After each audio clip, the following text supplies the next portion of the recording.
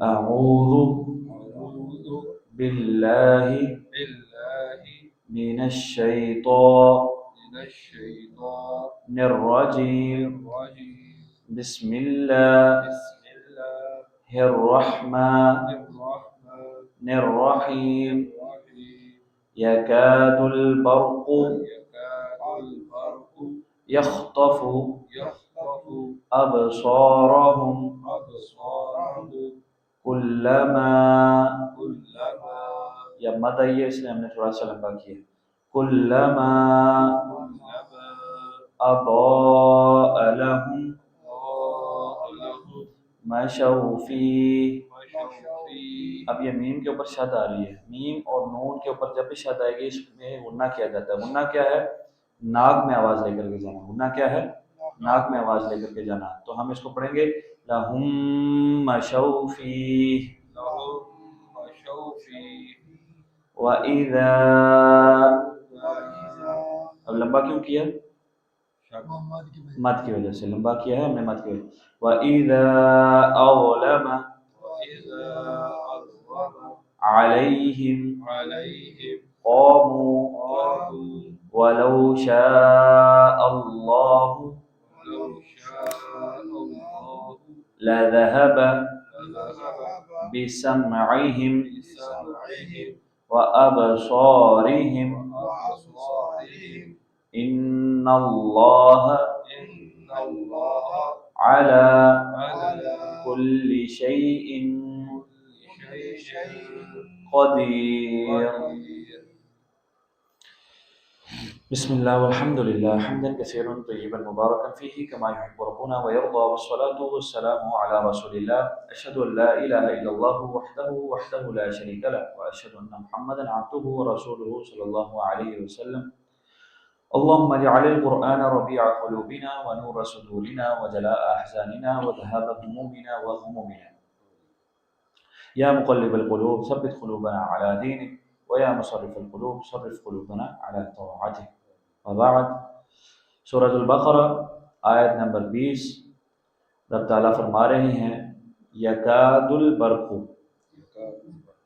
ان قریب بجلی قریب بجلی یا بجلی کی چمک، یا بجلی کی چمک ان قریب بجلی کی چمک، قریب بجلی کی چمک یخطف یخلق اچک لے، اچک لے ابصارہم ابصارهم ان کی بصارت کو، کی بصارت کو کلما کلما جب کبھی، جب کبھی اضاء لہم اضاء لهم وہ روشن کر دیتی ہے ان کے لیے. روشن کر دیتی کیا چیز؟ روشنی ہاں جی، بجلی کی جو چمک ہے وہ جب ان کے لیے روشنی کر دیتی ہے، مشوا فیہ مشوا فیہ تو اس میں چل پڑتے ہیں. اس میں چل پڑتے ہیں. وَإِذَا وإذا اور جب، اور جب اظلم أظلم اندھیرا کر دیتی ہے، علیہم علیہم ان پر، ان پر قاموا قاموا تو وہ کھڑے رہ جاتے ہیں. کھڑے رہ جاتے ہیں. جیسے بادل جب گرجتے ہیں بجلی پیدا ہوتی ہے، جیسے ہی بجلی پیدا ہوتی ہے تو چلتے ہیں، اور جو ہی پھر اندھیرا ہو جاتا ہے تو پھر کھڑے کھڑے رہ جاتے ہیں. وَلَوْ شَاءَ اللَّهُ لو شاء اللہ اور اگر اللہ چاہتا، اور اگر اللہ شاء اللہ اللہ چاہتا، ولو اگر. تو ہم جو کہتے ہیں انشاءاللہ، جو رب تعالیٰ نے فرمایا وَلَا تَقُولَنَّ لِشَيْءٍ إِنِّي فَاعِلٌ ذَلِكَ غَدًا إِلَّا إِن يَشَاءَ اللَّهُ، کہ آپ یہ نہ کہیں کہ میں ایسا کروں گا کل، بلکہ آپ یہ کہیں اگر اللہ نے چاہا تو.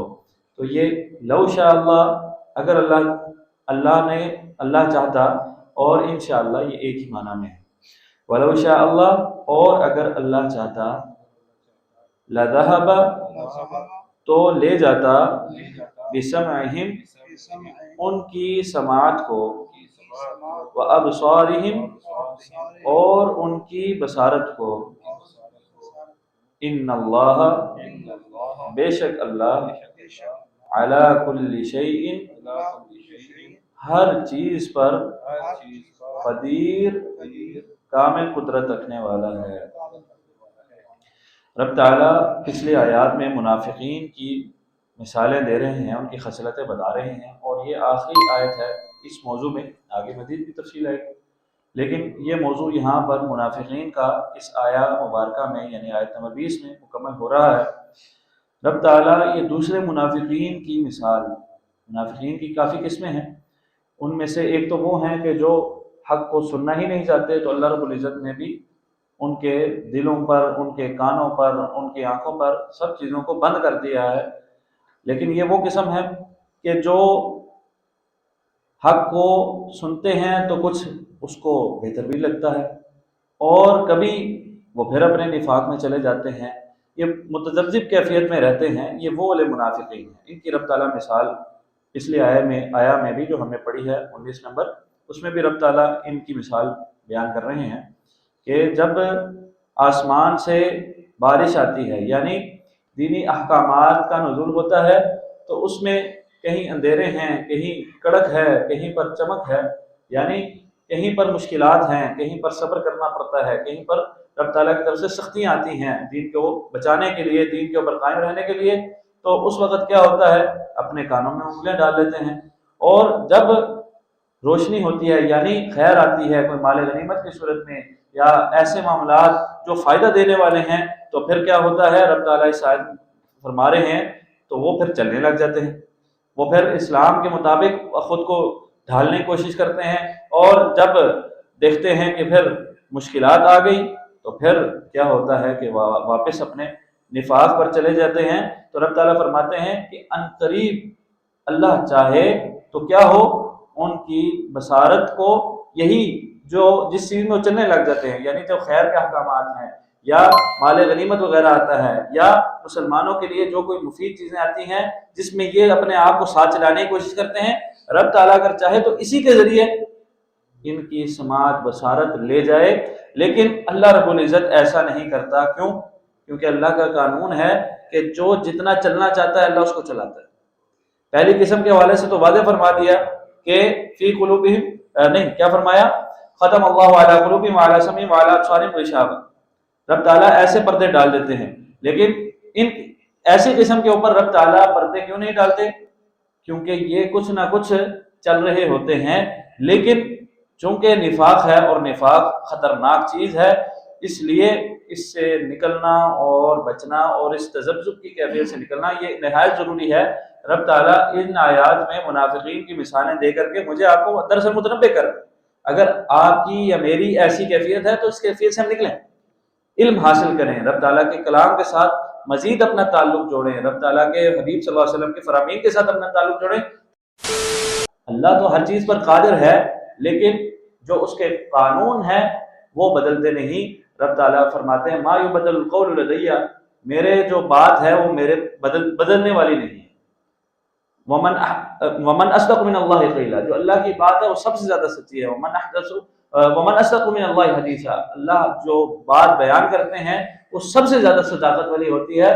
تو رب تعالیٰ نے جو فیصلے کر دیے وہ ڈل دیے، وہ رب تعالیٰ نے فیصلے تمام انسانیت کے لیے برابر کیے ہیں۔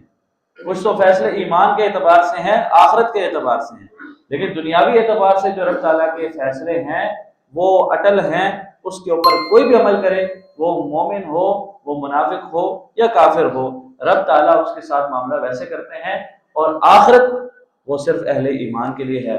تو رب تعالیٰ ہمیں اہل ایمان میں سے بنائے، اہل نفاق اور اہل کفر و فجور سے رب تعالیٰ ہمیں اپنی پناہ میں رکھے۔ وما توفیقی الا باللہ علیہ توکلت و الیہ انیب۔